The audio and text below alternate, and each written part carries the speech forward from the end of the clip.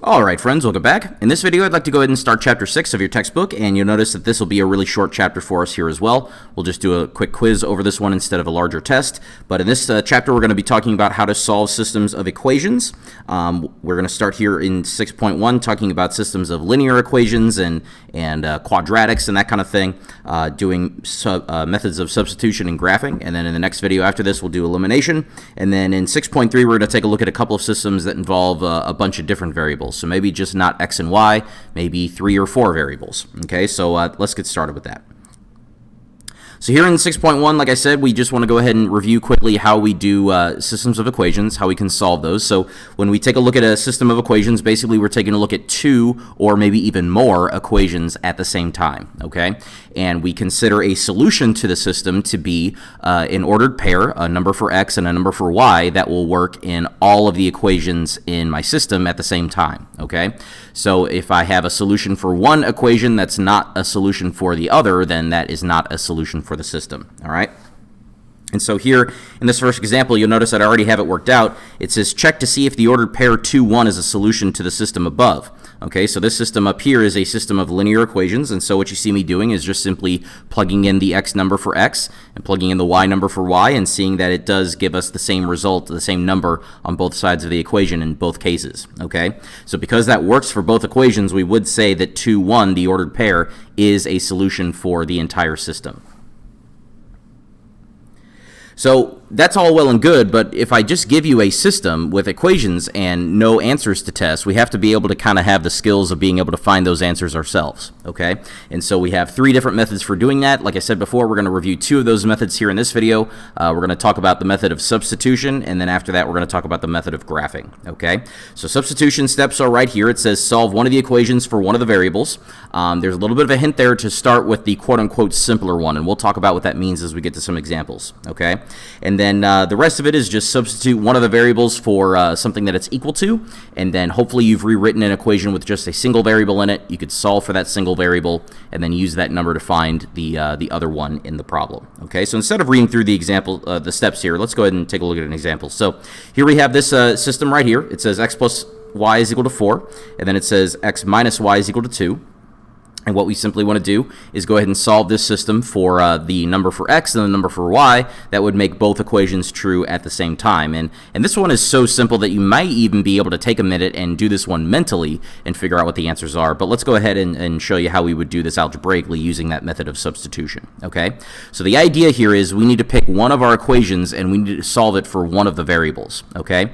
And again, in the hint in the steps, it said to pick the one that is simpler, quote unquote, right? So in that case, what that means is, pick a variable here that would be easy to solve for, right? In this case, when you have these 2 equations here, I think it would be pretty easy to solve for either variable here. I may not go ahead and solve for this y right here just because it's got a negative in front of it, and I just want to make my life easy and just, keep things positive here. So what I might do to start us off here is maybe go ahead and take a look at that first equation and then simply subtract x from both sides, okay?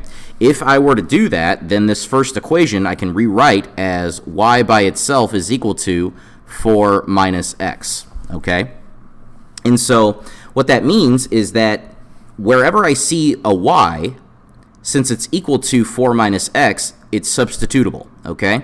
If these 2 yellow numbers here are equal to each other, then that means that they have the same value, and therefore they are interchangeable, okay? So what that means is I can go to my other equation, and anywhere I see one of these y's, I can go ahead and take it out and substitute in its place the expression, okay? Just be careful when you're substituting in expressions, just so that you get into the habit. They're not always required, but a set of parentheses is going to help you avoid mistakes whenever possible, okay? And so I'm going to take this second equation here, and instead of writing it as x minus y equals 2, I'm going to write it as x minus what y is equal to, okay? So y was equal to 4 minus x, and we'll say that that's equal to 2. Okay, so that's why this is called substitution, of course, is because we took y out, we substituted in its place what it's equal to according to the other equation, and now it's just our job to go ahead and solve this for x. Okay, so if I distribute that negative sign in, then I could rewrite this as x minus 4 plus x is equal to 2, and then combine some like terms. 2x minus 4 is equal to 2. Let's bring the 4 over, so 2x is equal to 6, and then divide both sides by 2. We'll see here that x is equal to 3. Okay. And so that is one of the coordinates of my final answer, but remember that this is a system, so we need a number for x and for y. And so in order to figure that out, what I might do is I might go over here to this equation that already has y by itself in terms of x. And that way I can go ahead and use the x value that I just found to go ahead and find it. So y is equal to 4 minus x, and we just found that x was equal to 3, so instead of saying x, I'll say 3, in which case, very easily, we could see that y is just simply equal to 1, okay? And so that's going to mean that our final answer is going to be this ordered pair, and I would like you to be writing your final answers as ordered pairs. We get the ordered pair 3, 1, okay? So again, these are probably the numbers that if you took a minute to solve this system mentally before, you probably were able to come up with these numbers on your own, but again, that is a little bit of a demonstration of this method of substitution. So again, you pick one of your equations, you solve it for one of the variables, probably the one that's easiest to solve for, and then you substitute it into the other equation, okay? And then you get your two numbers.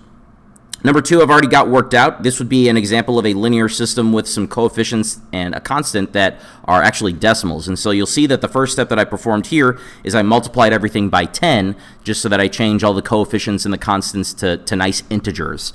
And for some folks, that might make it easier to solve. That's not a necessary step. You could totally solve this using the decimals in the problem, but it makes it a little bit easier to try to wrap your brain around here. So you'll notice that I just took my second equation there. After I multiplied everything by 10, I chose to solve it for x because I thought that was the easiest one to solve for there, and I got x is equal to 2. You just see me plugging that back in and getting my other answer there of y is equal to 2.5, and then I get my ordered pair, okay? So again, maybe pause the screen, read through that one on your own, and see if you have any questions over that. Let me know. Let's take a look at example 3 together. So it says solve the system of equations, right? So here we have a system and we have an x squared term in it. So that means that that first equation is an example of a quadratic equation. And the one down, the highest exponent on x is simply a 1, so that would be a linear, okay? We simply just want to go ahead and perform the exact same steps as before. And when you're solving one like this, hopefully it's easy to see that if you were to try to maybe solve, let's say, this second equation for x and then substitute that in, then look at what you're substituting into, right? You would have to substitute x here, and that would mean that you're going to have to do a lot of tedious algebra having to square an expression, and we just want to try to make our lives a little bit easier than that. You'll notice that this y in this first equation is just something that I simply subtract away from x squared and 4x. So what that means is that we're going to go ahead and take that second equation and solve it for y really quick, and then we're going to substitute that in, right? So I'm going to take my second equation here. I'm just going to simply go ahead and show the steps for solving that for y. So we're going to subtract 2x from both sides, get negative y is equal to negative 2x minus 3, and then we'll go ahead and divide everything by a negative 1, and then very simply we will get y is equal to positive 2x plus 3, okay? And so, again, what this means is that anywhere you see a y, you could go ahead and substitute it out for what it's equal to. So I see a y up here, and so I'm going to take that first equation and rewrite it. So x squared plus 4x minus y.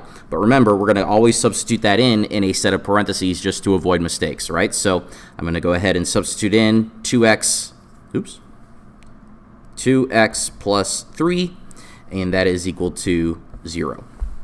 All right, so there we go. Now, the rest of the equation here is going to be, we're going to just simplify what we've got, and then we're going to continue to solve, right? So if I drop the parentheses there, distributing the negative inside, I'm going to get x squared plus 4x minus 2x minus 3. And then I've got some like terms combined there, so x squared plus 2x minus 3 is equal to 0, okay? So I've got a nice quadratic trinomial here. You could solve this using whatever method you like, quadratic formula, completing the square. You can even factor this, I believe, so let's go ahead and do that. So x and x, and then I think two numbers here, a combination of 1 and 3 would work. How about a positive 3 and a negative 1? There we go, okay? And then the zero product property says that x is equal to 1, and x is equal to negative 3 would be my two x coordinates of my solutions, okay? Just don't forget that we do need to go ahead and plug those in to the other equation to get what the corresponding y coordinate is, so that would be the one that is right here. It just tells you how to get y if you already know what x is. And so y is equal to 2 times x plus 3. I believe that's going to make the y coordinate here a 5, and that's going to make the y coordinate here a negative 3, if I'm not mistaken, okay? And so let's go ahead and write our final answers as ordered pairs here. So we're going to have 1, 5, and then we're going to have negative 3, negative 3. Those are our two solutions. So that means that if we were to graph these two equations, they would intersect in two places, which we'll get to graphing method here in a moment. Or how about right now? Here we go. So when you do a system of equations and solve it by graphing, then what that means is you're basically graphing both equations and you're seeing where they intersect, right? So all of the answers that we've been getting before have been an ordered pair, a number for x and a number for y, and that's exactly what an intersection point would be. It would be a location in the coordinate plane, something that we can go ahead and write out the coordinates for. So what that's going to mean for us is that if we see that we have two equations that do not intersect at all, they have 0 intersection points, then that means simply we would conclude that we have no solution in that system, okay? If they only intersect at one point, like these two linear equations do here in the picture off to the right-hand side, we would only just have that one solution. In the case over here, that solution would simply just be the point 4, -1. And as we just saw, we just took a look at an equation, or a system of equations in example 3 that had 2 different solutions in it. So that would be one that has 2 intersection points in it. That would be, you know, of course, the graphs cross each other twice, and then so on, right? Again, you can have systems of equations that have 3 equations, 4 equations. You could have systems that involve 1,000 equations. We typically let computers solve those, but it's not impossible, okay? So let's go ahead and give you guys an idea of how to go ahead and do graphing method. We're just going to go ahead and stick with your graphing utilities here, okay? So the steps here really take a look at how to do this in the TI-84. Remember, if you don't have a TI-84, then a free graphing utility can be found at desmos.com. If you go to that website, there will be a big button there that says Start Graphing, and then the rest of the interface I feel like is pretty straightforward. You just type your equations in, it'll automatically graph them for you, and then you can go through and find where they intersect, okay? But if you have a TI-84, then here's what you will want to do, okay? One of the more annoying things about the TI-84 is that you have to do this first step. There's really no other way to do this in the TI-84, right? You have to take your equations and solve them for y first, because remember, you have that y equals button in your TI-84. That's the only way that you're going to be able to graph something, okay? And then what we'll do is we'll plug one of our equations into y1, we'll plug the other into y2, and then we'll go ahead and graph them. And then this sequence of buttons right here in step number 3 will be able to give you some functionality for being able to find their intersection point, and I'll walk you through that here in a minute. And again, the rest of the steps here basically just tell you how to go ahead and use that intersection capability of the calculator, all right? So I've noticed, you'll notice here that I've done a couple of screenshots for the calculator. That's just to kind of save time, but I do want to go ahead and show you how you might go ahead and do this process by doing one of them. So actually, this is the first example that we took a look at today, but we're just solving it by graphing here, right? So you'll notice here we just graphed both equations. We figured out where they intersect. That's down there at the bottom. X is equal to 3, y is equal to 1. That's the exact same answer that we got from doing substitution method back in example 1, okay? Example 3, we were able to get 2 answers for this one, and that was because, you know, we have a parabola intersecting a line, and so, of course, those intersect in 2 places, and so we're going to go ahead and use the calculator to go ahead and get those intersection points. Again, I'll show you how that is done here in this next example, okay? So example number 4, we have these 2 equations here. The first thing that we need to do is we need to solve both of these for y, okay? It's pretty straightforward to see how that would be done in that first equation, because you would simply just need to subtract 2x from both sides, and then that's first equation becomes y is equal to -2x plus 10, okay? You're going to have to do that if you're planning on graphing in the TI-84. If you're planning on graphing on something like desmos.com, it's not necessary to solve for y, okay? You can just type it in exactly the way that it looks, and it'll graph it for you, okay? But on that second equation, you'll have to subtract your x squared from both sides, and then after that, you'll have to get rid of this exponent of 2, which means that you're taking a square root, okay? And so what that's going to mean for us is that the equation is going to end up looking like here, y by itself is equal to the plus or minus square root of 25 minus x squared, okay? So what is that going to mean for us? Well, what that's going to mean is that you're going to have to type this in as 2 separate equations in the TI-84, one for the plus, the other for the minus, okay? And so maybe say like y2, that would have to equal the positive square root of 25 minus x squared. And then in y3, that's going to have to be the negative square root of 25 minus x squared, okay? And so whereas your first equation might be typed into y1, you're going to have to type these in separately in y2 and y3 to get the entire picture here. So let's go ahead and take a look at that. All right, so I'm going to go here to my TI-84. Remember to press the y equals button in the top left-hand corner. And I'm going to go ahead and clear out my previous equation from there. And I'm just going to go ahead and type in the first equation that I had. I believe that was a -2x plus 10. Oops. and then I'm just going to arrow down to y2, okay? Again, because we had to solve that second equation and we had a plus or minus in the mix, we have to type in one of them with the plus and then the other with the minus here. So again, that's one of the more annoying parts about using the TI-84, but it will go ahead and give us a complete picture here. So I'm just going to go ahead and do that really quickly. And there we go. Okay. Now, before I click graph, I want to make sure that we're in the proper viewing window. So if you come up here to the zoom button on the TI-84, then the number 6 option is zoom standard. That's just the default standard viewing window for the TI-84. And so if you go ahead and press the number 6 key or just arrow down to it and press enter, it'll graph both equations for you here. And you can see that it graphs this right here, right? So the plus and the minus square root equations there, that kind of gave us the top part and the bottom part of this little circular object here, okay? Now, if you look closely, the grid squares look like they are rectangles, and so that's why you see that this shape is a little bit stretched horizontally. So if you wanted to take a look at this graph where the grid squares were more of just that, a square, then you can come back up here to zoom, and then the number 5 option would be z squared. That's going to take all of the grid squares and turn them into actual squares, and you might get a little bit of a nicer picture as far as that's concerned. And so we can see that that ends up being a circle. Now, one of the things that I also want you to notice is that due to limitations of the calculator, the TI-84 is actually not able to graph the entire thing. You might notice that there are these chunks missing on either side. Again, that's just limitations of the TI-84. If you were to graph this equation in Desmos, then it would graph for you the complete circle so that you get a little bit of a more complete picture on what this is going to be, right? Now, let's go ahead and review how you can go ahead and find the intersection points. So now that you have them both graphed, what you can do now in the TI-84 is press the second button, and then you're going to press your trace, because you'll see here that you're going to be pulling up a menu that says calc or calculate. Okay, and what we want, it gives you all these little options here. We want the number 5 option, which of course is intersect. Okay, if you press enter to pull it up, then down here it's going to ask you a couple of questions. They're going to ask you what the first curve is. And so what that means is that your cursor button is up here. You just need to use your cursor button so that it is on the first curve that you want to talk about, and here that's going to be our first equation, the negative 2x plus 10. We're just going to go ahead and press enter when it asks us for the first curve.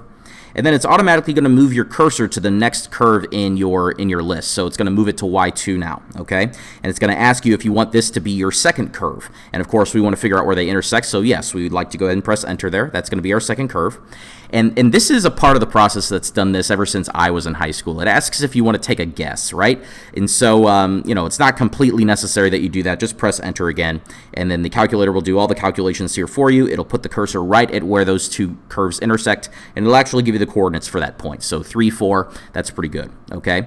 Now, you'll notice that on this other intersection point right here, that is where the chunk of the graph is actually missing, and so that's why it's really helpful to be able to go to zoom square and get those squares in your grid so that you get a more complete picture of what it looks like. And it's a little bit easier to tell where they would intersect if we had a complete picture of the graph here, right? It would just be at 5, 0, and that is exactly what I've signified here on my notes, right?